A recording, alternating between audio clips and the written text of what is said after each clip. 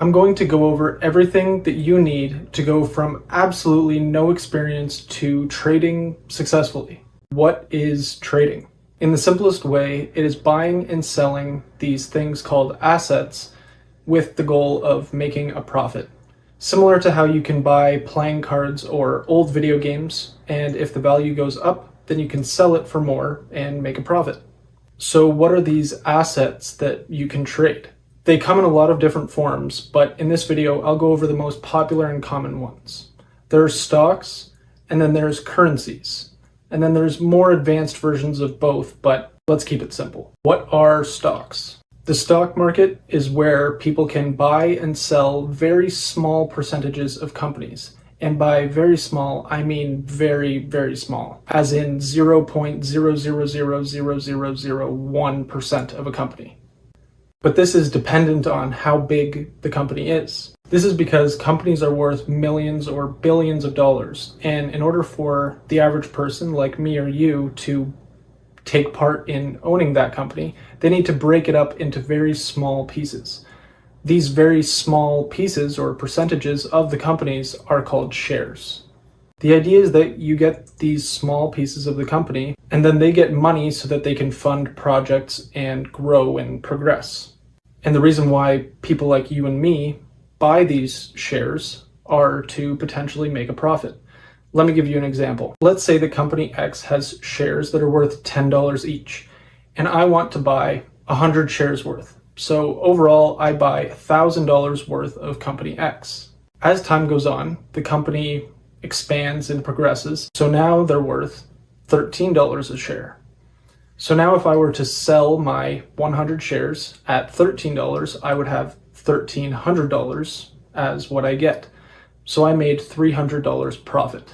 That's the main idea of buying and selling stocks. Now you can also sell and then buy, which is called short selling, but I'm not going to cover that in this video.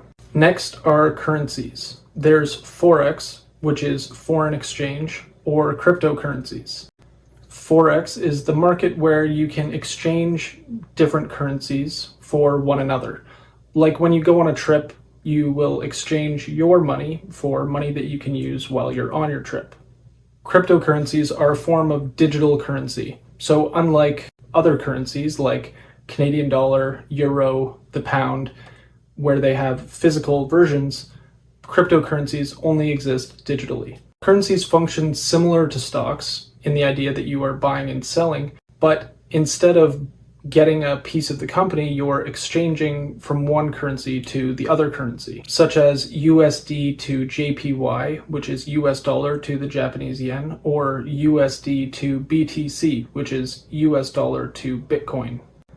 The idea with trading currencies is that you are trying to get a profit from the changes in difference between the currency values. So if I have $1,000 Canadian and then I convert it to euro, where 1 Canadian is 0.77 euro, then I will have 770 euro. If the value then changes, so 1 Canadian is 0.64 euro, then when I convert back to Canadian, I would have $1,203. So now what should you trade? There are benefits and drawbacks to all of these different assets. So let's go over some of them so that your decision making can be a little bit easier.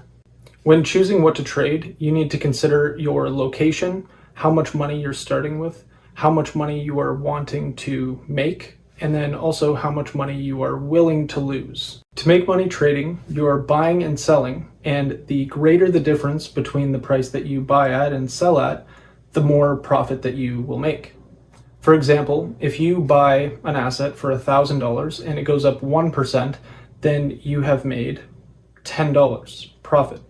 But if this same asset goes up 16%, then you have made $160 profit. So to maximize your returns, you would either need to have larger percentage differences or use a larger amount of money. So then which assets have the largest percentage movements? With currency trading, specifically Forex trading, price changes are much smaller. On average, the largest price change within a 24-hour period is around 0.2% to 0.95%. For cryptocurrencies, the most popular ones will have slightly larger percentage changes, somewhere between 1.2% and 5%. Then with stocks, the most popular large companies will have changes of anywhere from 1% to 30%, and smaller companies will have regular movements that are 50% to even 300% or more. The next way that you can increase your profits is by using more money. But what if you don't have any more money? Depending on your situation and where you're located, you can use something called leverage. Leverage is borrowing money so that you can benefit from more returns in your trades. With Forex trading, because the movements are much smaller, brokers will often offer 50 to 200 times leverage for Forex trades. For crypto, it's slightly less with around 20 to 50 times leverage. And then with stocks, a lot of brokers do not offer leverage, but if they do, it is around 1.4 to 4 times leverage. Now let me give you an example of how that would work. If you start with $1,000 and you're using 50 times leverage, then your broker will allow you to use $50,000 to trade. So if you use your $1,000 with 50 times leverage and the price changes 0.5%, then instead of making $5 profit, you will make $250 profit. Depending on where you're located and how much money you're using, there may be different restrictions on trading, and you might not even have access to leverage. Whether you pick Forex, stocks, or crypto, all of them can be very lucrative. If you have more money available and have access to leverage, then you might want to choose Forex trading. Whereas if you have a smaller account and don't have access to leverage, then you might want to choose stock trading because the larger movements make up for the lack of leverage. If you don't have a lot of time for trading, then you might want to choose stock trading because the movements can be much quicker. Whereas with Forex trading, movements are generally much slower, so you need to wait longer for the trade to complete. For a beginner, I generally suggest trading stocks because you still can benefit from very large percentage movements, grow your account quickly, and you don't need leverage, and you can start with a relatively small account size. The next step is actually being able to trade. And to do this, you need a broker. A broker is a company that allows you to buy and sell these different assets. You can't just go to the store or buy them on Amazon. The broker you choose, again, depends on what you have decided to trade, where you're located, how much money you're using, and the different tools and features that you may want to use with trading. Here are some of the popular brokers for the different assets that you may have chosen. Once you've decided on which broker you're going to use, you're going to need to set up an account and deposit money. When you're setting up your account, you're going to want a self-directed or an individual account, and then you're going to want to choose either margin or cash. A margin account allows you to trade with leverage, and a cash account offers no leverage trading. Once that's all set up, you're going to want to get an understanding of how you actually enter trades, how you send, buy, or sell orders, how you edit orders or cancel orders, and then how you monitor the price of whatever you're trading. Here are some things that you want to familiarize yourself with before getting started. For order entry, there is the side or action. This is what the order is doing. It's either buying or selling your asset. The type of order, there are quite a few different types, but for beginners, the main ones are market, limit, and stop. Market orders will buy or sell at whatever the current price is, whatever price the market allows the order to execute at. Limit orders allow you to specify the price that you want to either buy or sell at. If it's a buy limit order and you set the price to $4, then it'll only execute if it's $4 or cheaper. If it's a sell limit order, then it will only execute if the price is $4 or higher. Stop orders allow you to set a price where if it's reached, then it'll sell or get out of the trade. So if you currently have shares at $4 with a stop at $3.80, then if the price reaches $3.80 or lower, then it'll sell your shares. This is to protect you from losing more money than what you want to. Duration is how long the order will be active for. If it is set to day, then it will cancel when the market closes. And if it is GTC or good till canceled, then it will stay active until you cancel it.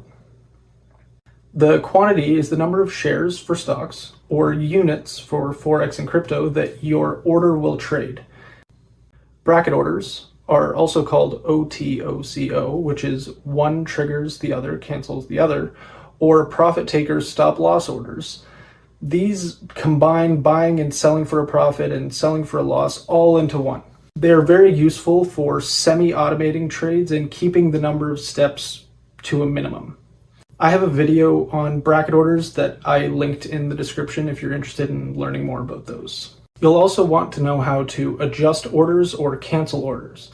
Generally, with most brokers, it's pretty much the same, where you go to wherever you can view different orders that you have, and then there'll be an option to edit or see more options for each order specifically. For monitoring your price, regardless of which strategy you're using, you're going to want to be able to see how the price is moving or be able to see what's going on with your trade. Some brokers will offer real-time prices, but in most cases they're delayed and you end up having to pay more in order to receive these real-time prices.